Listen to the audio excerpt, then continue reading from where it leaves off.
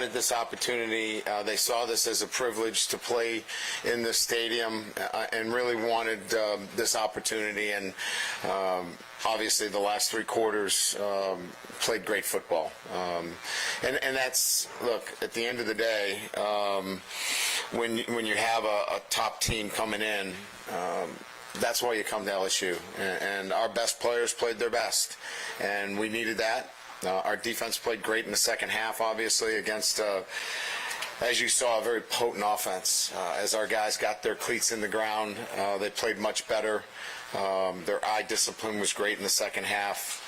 Holding them to, I don't know, under 120 yards rushing is a great feat for any defense going against what they do at Mississippi.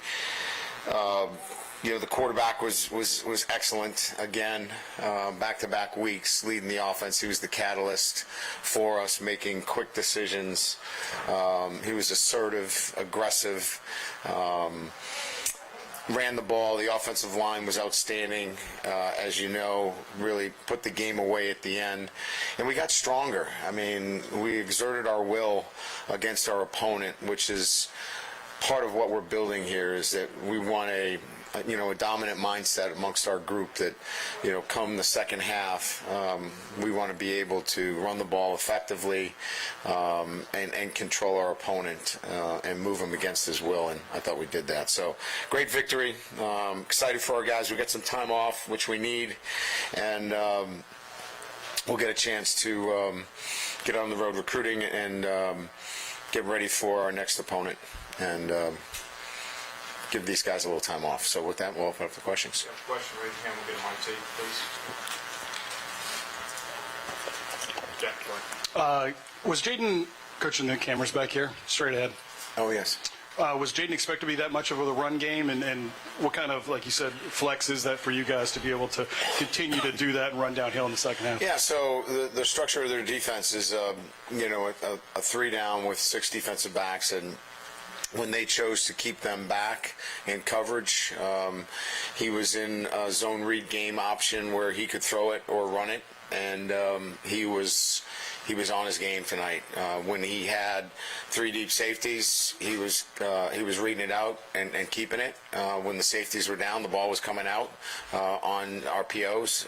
He was really good tonight reading it out.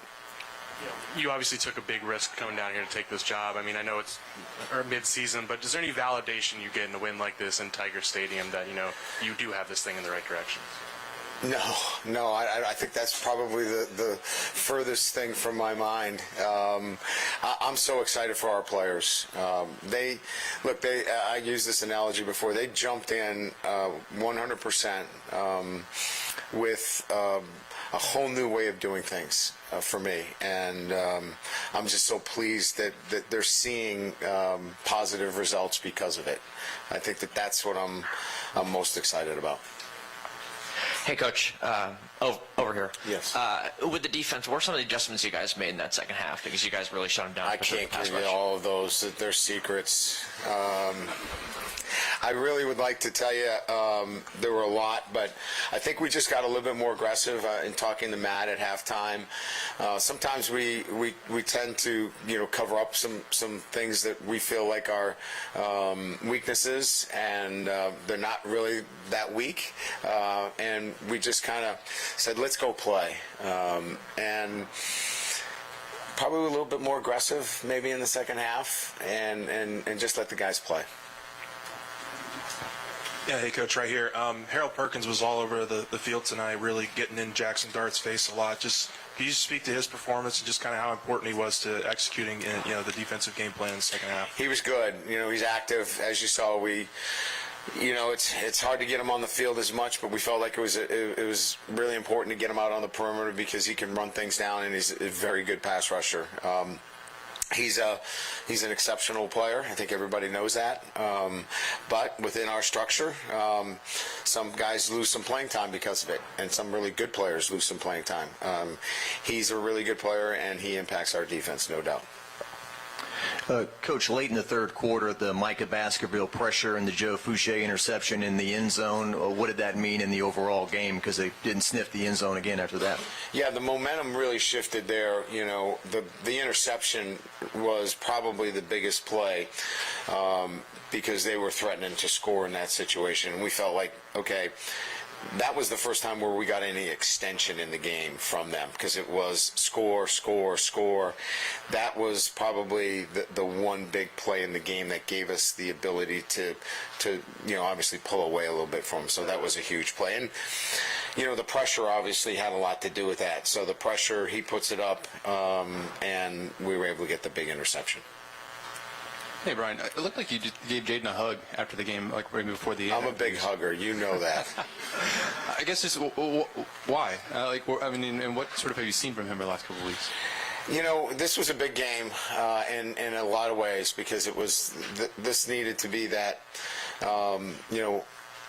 we're reaching that level of consistency of performance, and I think we both knew that if he was able to solidify another performance of similar quality, that we were off and running.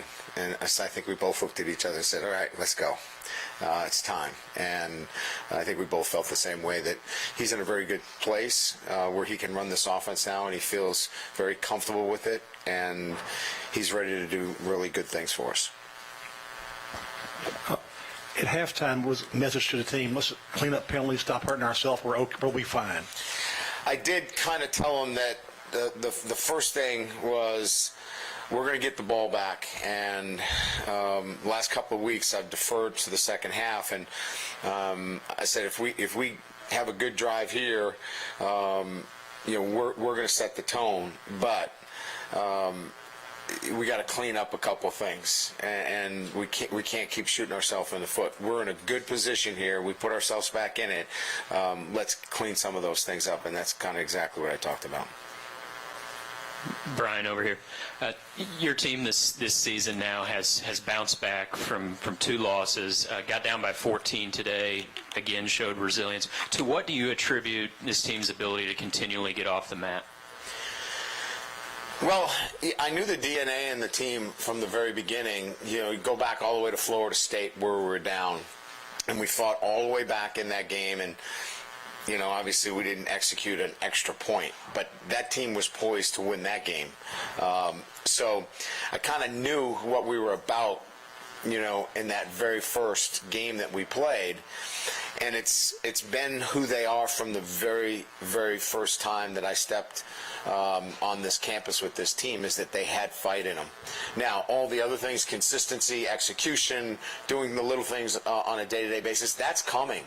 And I've said this on a number of occasions. We can't just rely on just being great fighters. And we're not anymore. We're executing at a high level. We're exerting our will. Our best players are now starting to play their best football.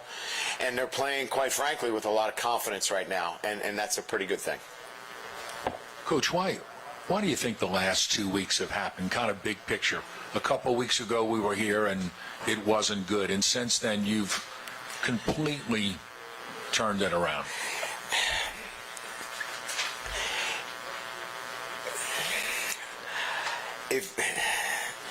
We weren't as far away in that Tennessee game as the score indicated. Look, I went for a lot of fourth down situations that exacerbated the score. That could have been, let's keep it close, and everybody were like, wow, they played them tough. We didn't play the game to keep it close. We played it to win it. But we didn't play very well that day. Tennessee was the better football team that day. But when we went through it again and we watched the tape and we looked at it, we felt like we were a better football team. So I know perceptually we got lit up, and rightly so. We were poor that day. I coached poorly that day, and we deserved everything that we got. But when we looked at it internally, we didn't think that we were far off, and I think we're starting to prove that. Coach, that's time for 2 more. Coach, talk about the offensive line. The defensive line before the season had all the press, and how dominant they were going to be. and the offensive line was a question, and yet they've had to have, 6 different starting offensive lines? Yes. And they are just looking so impressive with even the young talent that you have. You know, 2 talk true about freshmen Brad at Davis's tackle. job. Yeah, Brad's doing an incredible job. It's been a revolving cycle of players in and out of the lineup.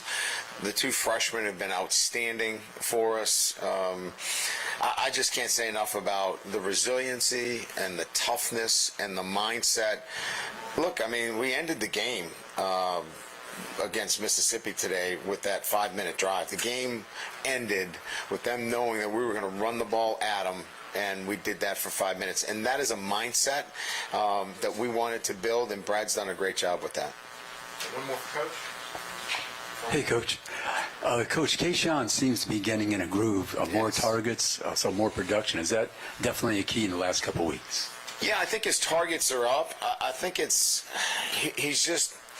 I think he's feeling comfortable with his role and his leadership role. We've elevated his leadership role, and he's been outstanding. He grabbed me on the sideline. He said, "Coach, don't forget the first things that you have to say when you go in the locker room." He's even like scripting my stuff now. I mean, I was like, "Oh, thanks, Keyshawn. I appreciate it.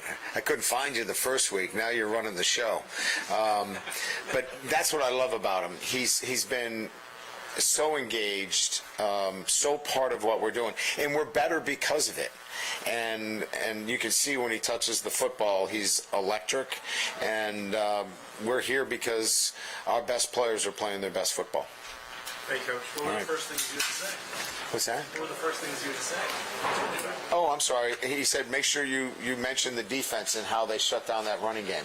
I said, all right, he's talking about the defense now.